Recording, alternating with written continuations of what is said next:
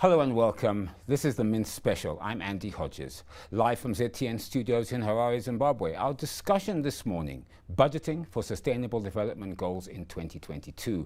This broadcast is brought to you by Zim Paper's TV network ZTN and our partners, the Poverty Reduction Forum Trust, PRFT, and the Zimbabwe CSO Reference Group on SDGs. Now, should you have any comments or views on our program this morning, please feel free to contact us via our Twitter handle at ZTN News and via our Facebook page, Zim Papers TV Network. So as usual, make sure, please, that we hear your voice. The Sustainable Development Goals, or Global Goals, are a collection of 17 interlinked global goals designed to be a blueprint to achieve a better and more sustainable future for all. The SDGs were set up in 2015 by the United Nations General Assembly and are intended to be achieved by the year 2030. The Parliament of Zimbabwe held the 2022 budget consultations from the 11th to the 16th of October 2021 across all provinces of Zimbabwe, in line with Section 141 and Section 13-2 of the Constitution. This provided an opportunity for all stakeholders, including the Zimbabwe Civil Society Organizations, or CSOS Reference Group on Sustainable Development Goals, SDGs, to influence the budget. Following the conclusion of the consultations, the Zimbabwe CSOS Reference Group on SDGs and the Poverty Reduction Forum Trust, PRFT, decided to inform citizens of what happens to their views and what the next steps Parliament will take. We also will today look at the key highlights and lessons learned from the budget consultations, and finally we'll also provide a review of the 2021 budget, as well as come up with suggestions to ensure the budget is aligned to the SDGs. Joining us on the Mint Special this morning to discuss budgeting for sustainable development goals in 2022, we're joined in the studio by Honourable Tatenda Mavetera. She's Budget and Finance Economic Development Committee member at the Parliament of Zimbabwe, Pepekai Chivore, Director, Parliament Budget Office, Artwell Gonise, Programs Manager at the Poverty Reduction Forum Trust, or PRFT, and of course joining us virtually, we welcome Masimba Kuchera, a disability advocate. Ladies and gentlemen, welcome to the Mint Special. Thank you very much, Andy. Pepekai, it's a pleasure having you all. Pepekai, the budget process, its consultation process is finished, but can you outline exactly what the consultation process was, the platform Parliament used for citizen engagement, and how inclusive, in fact, was the whole process? Thank you, Andy, for that question. The consultation process is a way of ensuring that citizen views are also incorporated into the budget, because we have gone beyond that primitive way of thinking of doing budgets within the corridors of the Ministry of Finance, but we need people's views to be incorporated into the budget so that there is that ownership. Even on implementation, we are implementing what people want, and the implementation becomes easy because there is ownership within and across communities. And it's also in line with the constitutional requirements that people should be involved in all issues that involve them. That's Section 13 of the Constitution, and also Section 141, which provides for inclusion of people's views in parliamentary processes. So that's why consultations were held. And normally, previously, we used to have physical consultations across the country's 10 provinces. But this year, in addition to the physical consultations that happened across the country's 10 provinces from 10 to 16 October, we also had online consultations. We have received 129 emails with views on how the 2022 budget can be structured, or the priorities for the 2022 budget. We have also received calls either directly to Parliament or through radio programs that we undertook across the radio stations. We were Diamond FM, Ya FM, Star FM, and all other radio stations. We also received views via our online social media handles, be it on Twitter, on Facebook, we are also on Instagram. People were sending in their views, and we are consolidating all the views with a view to coming up with a position paper that will be presented to the Minister of Finance at the 2022 pre-budget seminar to happen from 23, 24, 25 October. So how was the attendance? How about that? What was the feedback from, or rather, the participation of citizens? Was it overwhelming? In terms of attendance, I can safely say it was overwhelming attendance. In terms of numbers, we had 4 teams that traveled across the length and breadth of the country, and we had 6 hearings per every team. But in terms of the numbers, we had 1,723 people who attended our hearings. And of those people, slightly above 800 were women and slightly above 900 were men. So the attendance was overwhelming, and we received very good feedback from the citizens, and also well thought views into the budget. Testimony that citizens really know what needs to happen in the 2022 budget. Honourable Mavatera, welcome again to the Mint Special. Parliament last year carried out a similar exercise and consulted citizens on their views to what they thought should be contained in last year's 2021 national budget. What were some of the improvements from the 2021 consultations, and what lessons did you learn from last year? And more importantly, did you identify any opportunities for inclusive participation? Okay, thank you very much. I think indeed, yes, there was quite a great improvement, especially considering that last time we were also during this COVID period, and now we are still in this COVID period. To be honest, I think it was more on the indulgence and also even on the engagement. I think it was more practical, and also it was more broader. And indeed, we got a lot of people coming on board. We even had a lot of organizations, people with disability, representing people with disability, and also I also realized that also there were also a lot of women who also came and participated more than what we did last year. And also I thought also it was quite important that we also learned that as parliamentarians we also have got a very critical role that we play of representing people. And for me, to be honest with you, right now I've got a very huge task that is ahead of me when we're going to the budget the budget seminar that we're going to be having in Victoria Falls. I realized that people, when they look forward to us as parliamentarians, we need to represent their interests. And indeed, we don't have to take it lightly. We need also to be to make sure that whatever their views, whatever they hope to be done, we need to also make sure that we communicate that. And to be honest, for us, I also was quite happy with us having Zoom platforms. We also had we had the pre-sensitization seminar that we had here, which I also thought was going to bring a lot of people on board. To be honest with you, I thought it was quite good, and also even having also the high social media visibility that we're having as Parliament. I also think is also quite important. Well, you're right. You do have your work cut out when you get to Victoria Falls in the pre-budget. But as you said, you represent us. Yes. So I hope that you carry our views forward. We're now joined virtually by Masimba Kuchera. He's a disability activist. Masimba, welcome again to the Mint Special. Masimba, in your opinion, were the 2022 budget consultations inclusive? And again, did you note any opportunities for further improvement? Thanks very much, Andy. I think that the budget consultations were inclusive. As Pepukai was saying, they were both physical and also virtual, which allowed people to contribute in various ways.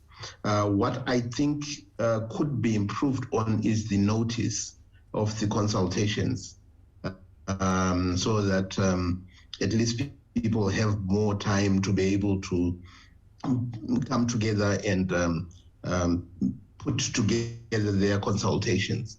That being said, I think it's also incumbent upon us, because we know that every year there will be a budget, for us to be a bit more prepared as citizens, as organizations as well. Because I think we react to the time that's given for the consultations, which sometimes is not enough. But I think that, so it's both ways. The time issue for me is both ways.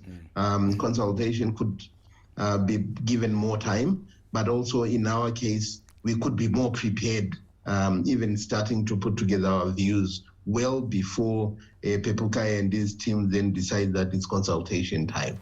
I mean, you heard Pepukai. He said that, almost 50% of participants in the consultation were women. How representative, I mean, you're an activist for disabilities.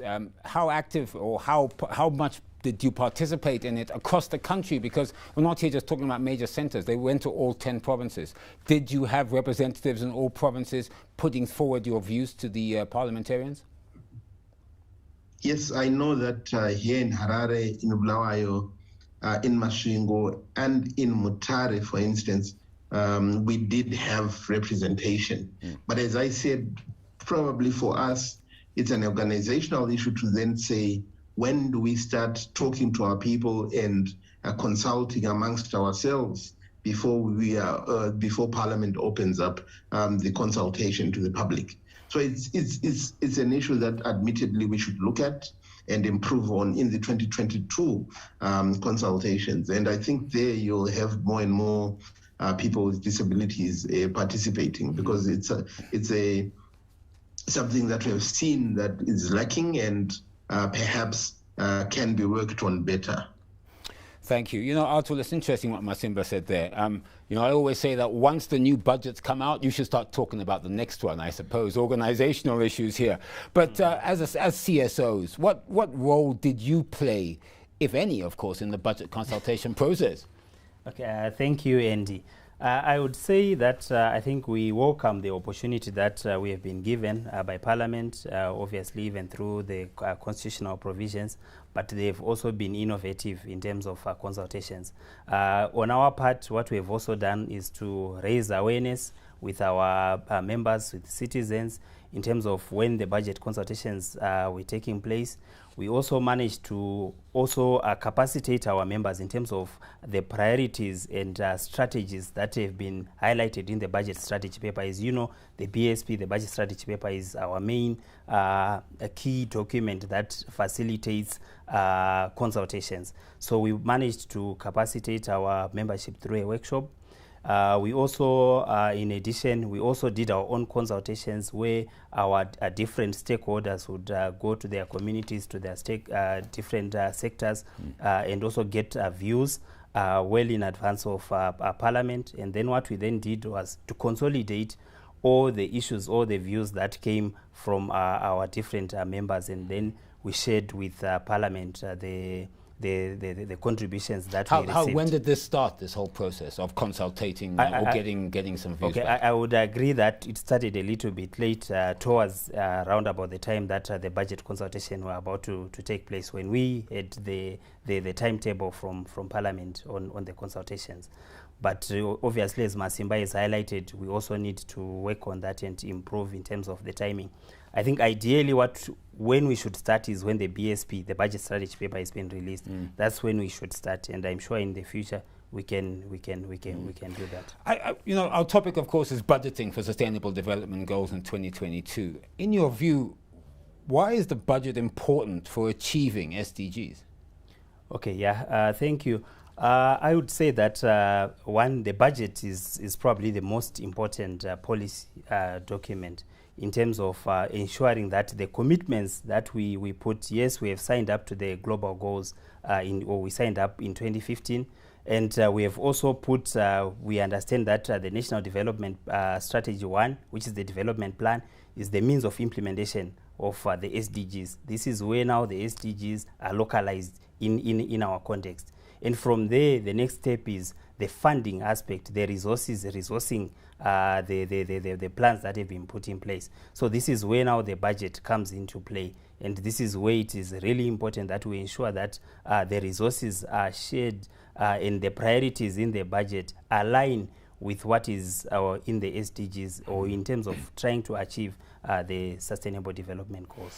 You're watching the Mint Special, our discussion this morning, budgeting for sustainable development goals in 2022. This broadcast is brought to you by Zim Paper's TV network ZTN and our partners, the Poverty Reduction Forum Trust, PRFT, and the Zimbabwe CSO Reference Group on SDGs.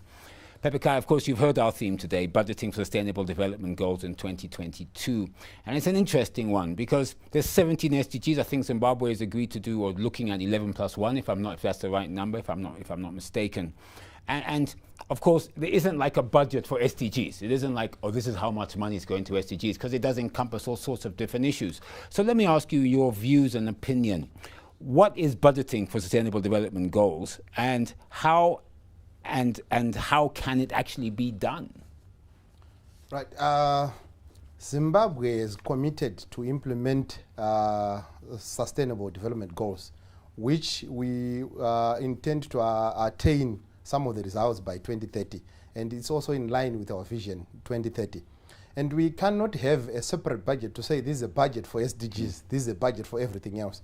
But within that national budget, if you check it correctly, we are implementing health programs, we are implementing poverty reduction programs, we are implementing programs to do with access to water. So that is addressing the SDGs that we have prioritized as a nation. So the budget is implementing the sustainable development goals, but we need to make sure that we check that the budget is actually implementing all the prioritized sustainable development goals so that no one is left behind. But equally important is the need to make sure that we achieve the intended outcomes. If you recall, by 2015, most of the countries had not achieved what they had set to achieve in terms of the Millennium Development Goals, mainly to do with funding issues and mainly to do with some of the targets which were far-fetched compared to the resources. So what we want to do with SDGs is to make sure that we achieve what we can achieve within the limited resources that we have.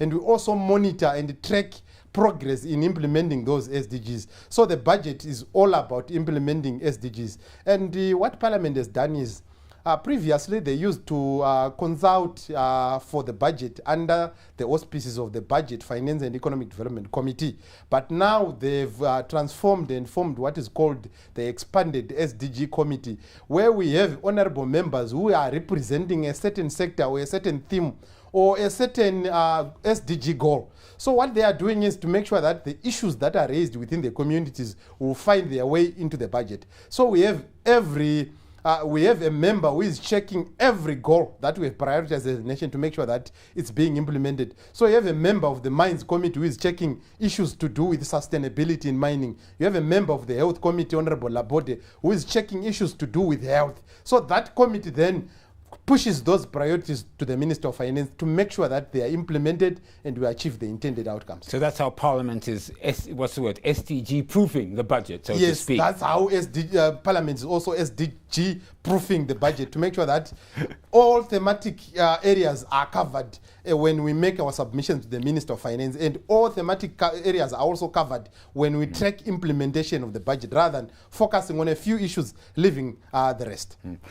Arthur, I want to ask you the same question because it's an interesting one. I mean, you heard Pepper Kai there saying exactly what budgeting for sustainable development goals is and how Parliament is trying to SDG proof the budget. But your view, though, I mean, you know, how can this actually be done? I mean, because it is this huge number. I mean, I believe last year, I mean, the budget obviously going to be huge, bigger this year, but it was 44 billion, if I'm not mistaken, on Mavatera.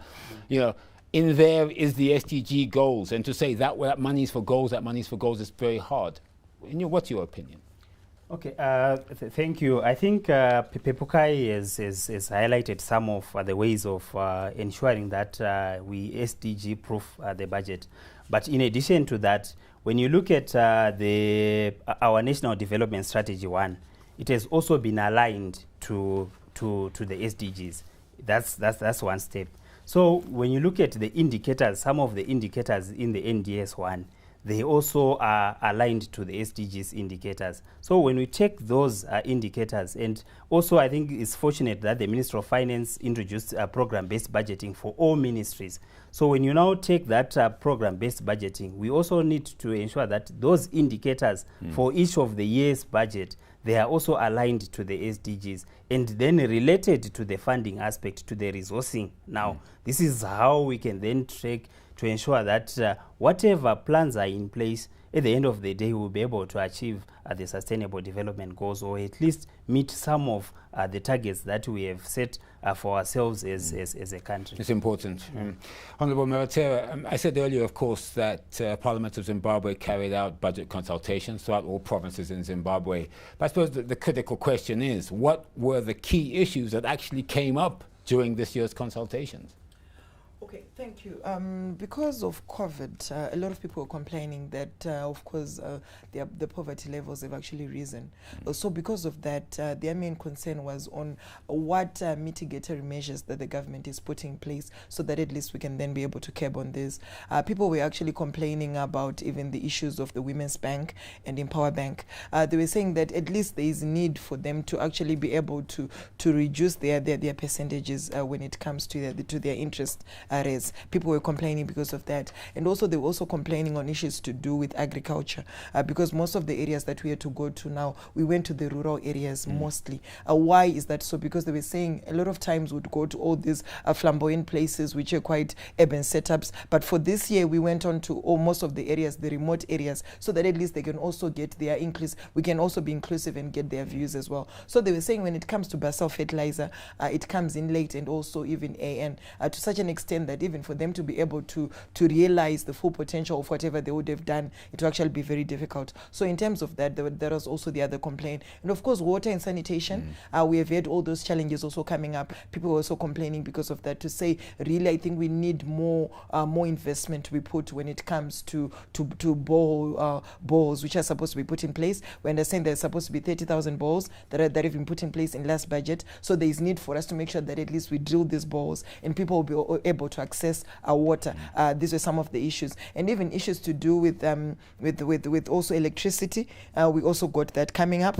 People were saying we need rural electrification, and also even in terms of now we have adopted a lot of ways which are supposed to be more to do with us having a lot of networks, and also they were saying they need to be having these, especially the rural setup. And also issues that also came up were to do with non-communicable diseases. People were saying we need to be able to also have an investment towards non-communicable diseases. Now if you look at it, people need an investment of about $10, $20 for example, in each and every single year. So people were saying if you look at it, it's quite difficult now for people to be able to sustain themselves with these diseases. So they were saying, can government be able to intervene when it comes to non-communicable diseases, and set a budget when it comes to that. And also there was also the issue of the disparity on the exchange rate, whereby you realize that you would see that we've got the black market rate and there we have got the official rate. So people were saying that disparity is causing a lot of people to be in poverty. So there is need for us to be having a solution to that on the budget. People were saying if ever there is, the minister should then come up with a measure which will say, are we going to be using the black market rate or are we going to be using the official rate? It needs to be quite standard so that at least the cost of living for everyone becomes quite important. And lastly, they were also talking about the health and education. On the education, they were saying teachers need to be paid. They were saying we need to also look within us as government to see what best ways we can do so that at least teachers will actually be motivated to come to work, especially on the civil servants. It was quite an outcry. They were saying we need to also be having some mitigatory measures to that. We are happy that the government is doing a lot of things, but at least they were saying we need to also work on those issues so that at least we can actually be quite some good comments coming out of citizens across the country. Masimba, before I ask you my question, I just want to ask you, I mean, you heard Honourable Mavatera there saying some of the issues that came from citizens during the consultation process. But very briefly, how about from your constituents? Because as I said, you're a disability activist. What did your activists or people with disabilities ask for? So the first thing is around infrastructure that I can talk about, to say we are importing a lot of buses, as you are aware, but they are not accessible to people in wheelchairs. So the issue here was that if we could have a budget that allows, if these buses, accessible buses, are more expensive, we could then have those ones so that everyone is able to access transport. So that's on the transport side. The other issue is around the grants that people with disabilities get, the assistance, the grants that they get. So far they are getting $3,000 per month, but we know that the PDL, or the monthly amount that one requires to be alive, I mean, with a family, is somewhere around 40,000. So the idea, at least, is the suggestion there is perhaps we could then peg the grant that people get, the social welfare grant, to the monthly cost of living that people require, monthly PDL. Then there is also issues around the assisted medical, the AMTO, the treatment order, to say that it doesn't cover some of the essentials that people with disabilities require, especially when you look at assistive devices. And people with disabilities do require various assistive devices depending on what kind of disability they have. And so the treatment order sometimes is not able to get these devices. And then finally, I think one of the things that was also being raised by the constituency is to do with resourcing loans for their own businesses, to start businesses. If the government could also consider, there's a youth fund and even a women's bank, something where people with disabilities can then be able to access, be they loans for their businesses, so that they can also venture into business and are able to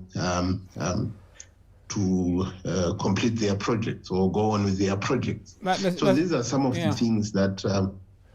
Masimba, before I bring Altwell in to get his views and from his consultation, because earlier he did say they had done some quite widespread consultations. Talk to me about health and education as it pertains to people with disabilities, because that seems to be an area that isn't so much spoken about, whether it's access into classrooms or access into hospitals or even getting to these hospitals. What would you like to see? So, yeah, right. These are also key issues that were being raised. For instance, in education, you realize that we spend probably half the year online. And in that online space, people with disabilities, some of them were left out. For the first 3-4 months, we didn't even have sign language as part of the online modules that were being given. So all those people with hearing impairments were not able to follow the online courses. People with learning disabilities also were not able to follow, because your online lesson comes this week and next week we're going to the next lesson. So for people with learning disabilities who sometimes are slow in catching up, that's also a struggle. So for people with disabilities, education and access to it, especially in the online space, was difficult. Even consider the issue around gadgets. For you to be able to access online lessons, you needed either a radio or a phone, and that also means data. So that's also not something people with disabilities can be able to afford, most of them. So these are some of the issues that they're raising where education is concerned. So I think one of the proposals then is to ensure that, since we are still in the COVID space or COVID times, we need to ensure that if we are going back to online, people with disabilities are included in the initial stage of going to online, not as an afterthought, as you saw then the radio and TV programs coming through. When you go to health, this is a serious one, and because with health, depending on the nature of your disability, you need to visit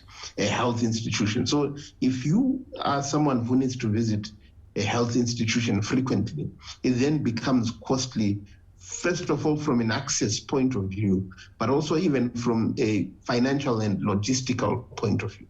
So access to health is key for people with disabilities, because they need from time to time to be visiting health centers. So the budget should then be able to take into consideration that, and this is why we're talking about the medical treatment orders, to say sometimes it doesn't support it doesn't support some of the requirements of people with disabilities who then go to these health institutions. They end up then having to look for extra resources to be able to cater for their needs.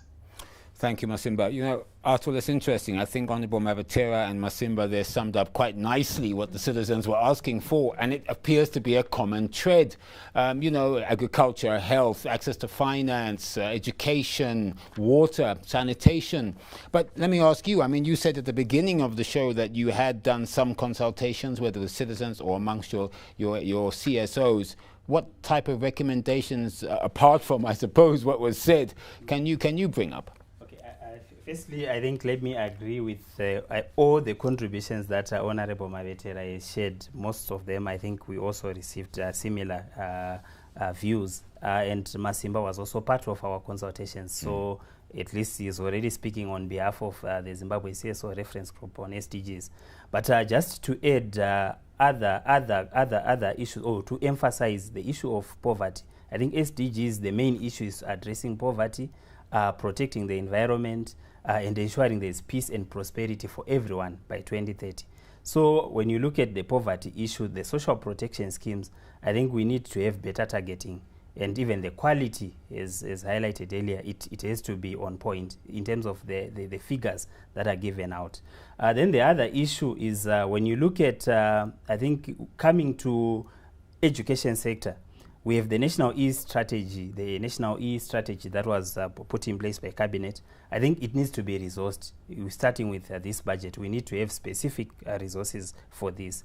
We can also talk about the issue of financing the budget, because more often we focus more on the expenditure side. But I think when you look at the resourcing of the budget, there is one, we can consider taxing harmful products, the sugar taxes to fund the health sector, non-communicable diseases. We can also look at tax incentives. In 2019, if I remember, I think the minister then promised that he will come up with a paper which shows the tax incentives that are there, the revenue that government is foregoing, and the benefits of those tax incentives in terms of trying to attract foreign direct investment. I think this is around the time that maybe we also need to see that plan in place, because this is where we can get extra revenue from. But some of the incentives, particularly in the extractive sector, it has been, I mean, research has shown that they don't necessarily promote foreign direct investment, but they are just a drain on the resources. They are an expense to the taxpayers. So I think it's important that we look at some of those ways of identifying. Then there's also the issue of doing away with some of the policies that create arbitrage opportunities. I think the issue of corruption really is a big issue in this country, and maybe let's start with doing away with some of the policies, or even strengthening. Looking at the foreign exchange system that was highlighted by Honorable Mavetera, I think we need to look at some of those issues and then plug the revenue leakages so that we have enough funds to fund the women empowerment programs, youth empowerment programs, persons with disability programs, older persons. We also look at the issue of inflation. I think it's also a critical issue. We have already seen that the governor has revised upwards the end of year figures from between 22-35, now is 35 to 53%. So, and this around the exchange rate as well, unfortunately. Yes, and this erodes people's income, and it erodes even the pensioners particularly. I want to ask you an interesting question, because of course you represent the Poverty Reduction Forum Trust, PRFT. How do you reduce poverty? Because I think Honorable Mavatera said this. In the COVID time, of course, people got, poverty increased due to people not being able to get to work during lockdowns and so forth. What can be done in the budget to reduce it, rather than, I understand social protection schemes are good and all well and good, but you can't keep on giving out social protection schemes. What policies can be put in place in the budget in particular to reduce poverty in Zimbabwe? Okay, I would say that one of them the government is already doing. When you look at the input schemes, particularly targeting the vulnerable members of society, your Pfumvudza climate proofing, agriculture, the irrigation schemes, I commend government for that. I think now what we need to move to is the focus has been more on the production side. but we also need to look at the marketing side, so that it's not sort of a charity kind of thing, but people then venture, it becomes a business.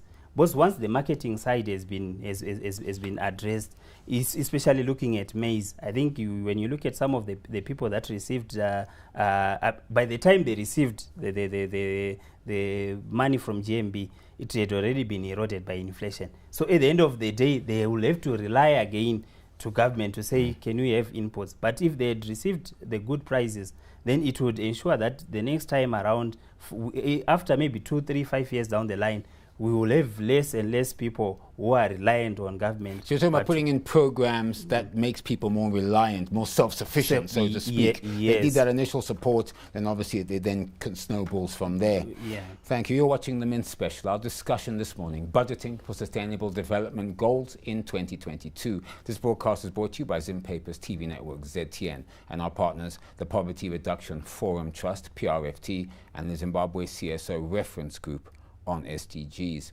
Pepekai, I always ask you this every time I see you, because some critics say that although Parliament is carrying out their constitutional duty in consulting citizens, critics say this is just a talk show, so to speak, and even though their views are expressed by citizens, they're not really incorporated into the national budget. How can citizens be assured that their views will be considered? What exactly is the next step? After the consultations, Parliament then comes up with a consolidated report that feeds into the budget by the Minister of Finance. And there is a workshop that is going to happen, I think, next week, where Parliament is going then to feed to the budget making process by the Minister of Finance. It's an open, session whereby people can log on to their computers and listen to their members articulating the issues as they told them. Then after that, the budget comes up. Then there's another process whereby Parliament is supposed to then go back to the people to consult where your proper priorities incorporated into the budget. So people will then say, we told you 1, 2, 3, we don't see that in the budget. So all those processes will make sure that people's views are incorporated in the budget. And after that, Parliament then is obliged to go back to the people with feedback to say, what you told us, this is what found its way into the budget. And for these priorities, the minister promised maybe to implement them in 3, 4, 5 years' time. So there is a feedback mechanism. So people can be assured that their issues have been incorporated in the budget. They can listen to members articulate their issues. They can also check for the issues in the budget. If not, then they approach their members of Parliament to make sure that those issues are then incorporated in the budget.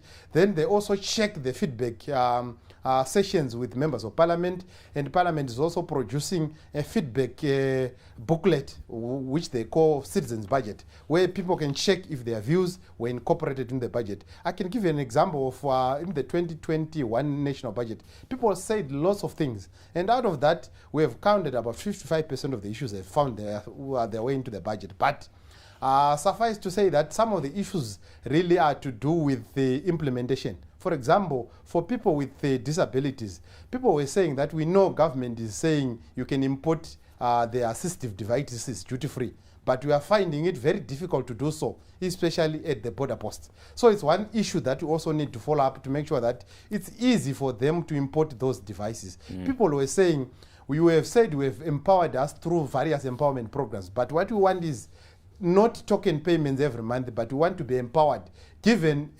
employment opportunities and also income generating projects. And what you are giving us should also be indexed to the cost of living, rather than just saying you gave them 3,000 RTGS, which is not indexed to the cost of living. So those are some of the areas for improvement. But implementation is there, but we also need to check whether the implementations really leads to achievement of the outcomes, or is just implementation. And that's what you will be doing, is this? That's what we'll be doing, to check progress in implementation. Honourable Mavatera, Pepekai makes something very interesting there, because I want to ask you a question about budgetary commitments that were made in 2021. And he brought up a very good word there, implementation, because it's all well and good pronouncing a budget, but if, as he said, the certain things pronounced in the budget don't happen, like free sanitary ware or free imports and so forth, you know, the different arms of the government not really talking to each other, it's an issue. So maybe you could just briefly tell us, what are some of the issues or commitments made in 2021 that have been fulfilled, and I suppose to what extent? Okay, thank you very much. There were quite a number of commitments that government actually assured us, especially in the last budget. I remember very well we had the issue of 100 ambulances, or of ambulances. I can't remember the figure, but I remember there were quite a number. But at least now we've got 100 ambulances that have come through. So at least there is that commitment. And I remember very well there was the issue even on youth. I remember that there was a budget which was supposed to be given of about 50 million, which was supposed to go to Empower Bank. But they exceeded, according to the report that the Minister of Finance came and gave us at Parliament on the mid-term budget monitoring and valuation plan. He actually gave us, and then he said that of the 50 million, we received 75 million. And again, we also have got infrastructure developments that have come into play, especially in clinics.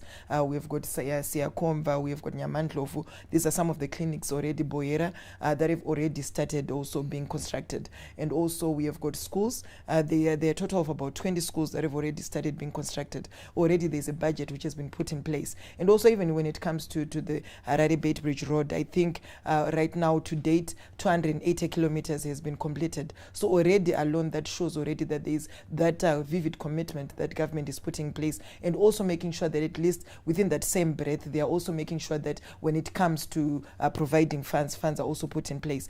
These are some of the commitments that were made in the last budget. And of course, in terms of also sanitary way, I know there was a challenge that we communicated about, whereby we're saying that in terms of sanitary way, when it was pronounced on the budget last year, it was said that schools were supposed, or students were supposed to receive it whilst they were at school. But we realized that during COVID period, a lot of students were not at school. So it means there is already an idle budget which is there, which is meant for sanitary way. So for us, we're saying that now, this was our argument. We're saying in terms of that, now what do we need to do? We need to make sure that at least all that sanitary way that has been there, it needs to be distributed to schools, and there needs to be a mechanism which will also enable students to be able to get it outside school and also at school, because you know, when you look at going to menstrual periods, it's something that you can't control. It is very natural, and there is need for us to intervene. So these are some of the things that we think government has put in place, and we are happy because of all these commitments. There have been some necessary strides that have come into place.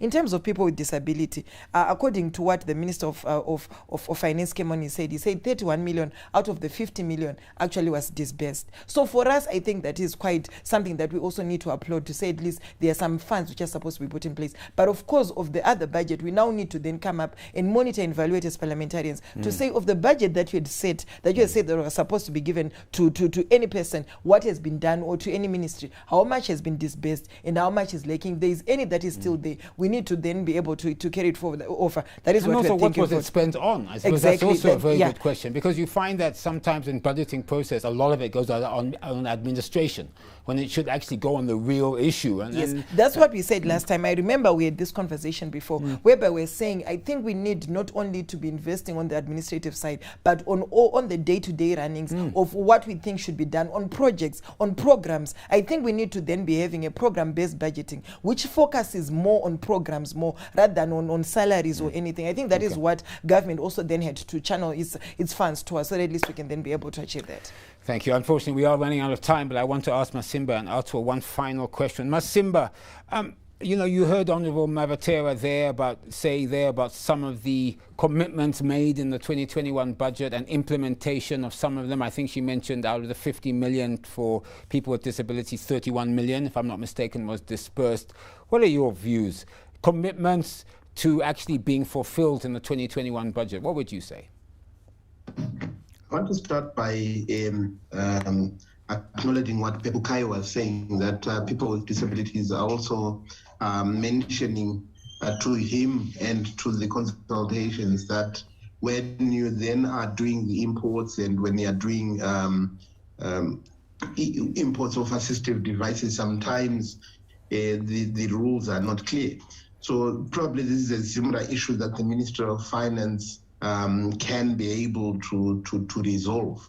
And I think it's important for government departments and ministries to be able to talk to each other. But then the question that I think is important to respond to your question is, what are the tracking and tracing mechanisms that members of parliament have after the budget has been announced? So now, if we know that 31 million has been disbursed, can we know what it was used for, as you are saying? So it is good to find out that at least and to also know why the other 19 million of the 50 has not been disbursed. Is it bottlenecks in terms of low uptake in terms of the use of the 31 million, which has stopped the other 19 from coming through? So I think then probably the budget office can be able to help here in helping us track where these monies then go after the commitments are made. I think you make sure that these monies. Masiba, you make a very good point. I think first of all, of course, we've got the Director of Parliament's Budget Office right here, so that's a good point for him. But also as well, what's interesting is that, the problem with budget is that if there's 19 million left, you would hope that it's still there and it's going to be spent, rather than it just disappears because it wasn't spent. So you make some very interesting points there about what happened to the 19 million, or what is going to happen to it, and also the information that's required. So you made some very good points there.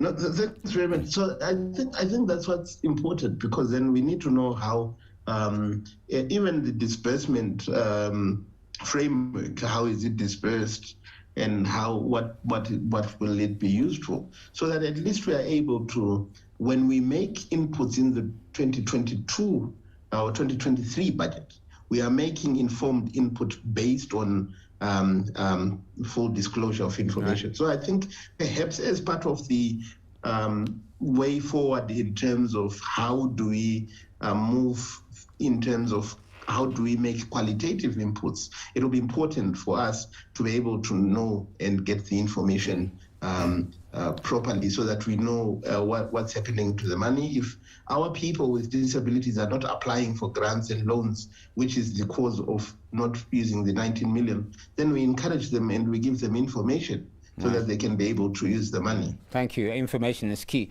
Arthur, we are running out of time, but I did want to ask you this, and funnily enough, all of my other guests have spoken about this.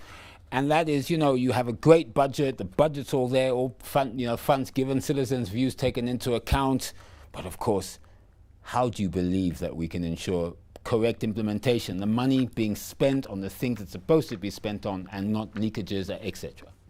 Okay, thank you, Andy. I think maybe let me just go through what came out of the midterm budget review in terms of the budget outturn, the actual expenditure. Please. You would find that Audit Office had only spent 8%, National Housing 9%, transfers to provincial councils 11%, this is your devolution, Health 31%, Primary and Secondary Education 36%, Women Affairs 31%, Youth, Arts, Sports, Recreation 28%. These are just some of the... Hang on, that's like just almost a quarter of the actual budget allocated for most across the board. Yes. So that's in June. That was in June. Okay. But just to add on, in June, the target was 45%. So when you look at 31% for health against 45%, I think it's a serious challenge. Then when you look at the percentage of the health budget spent over the total, it was about 6%. So we celebrated in last year when the health budget was increased, and we said it's moving towards the Abuja 15% declaration. But when it's now coming to the actual implementation, it's even half what had been allocated. It's the same as with the education sector. Again, it's way below 10%. Can I ask you, I know we could have a whole different program on this, but why? That's the question. Yeah. Why? I think Masimba said this. Why? Yeah.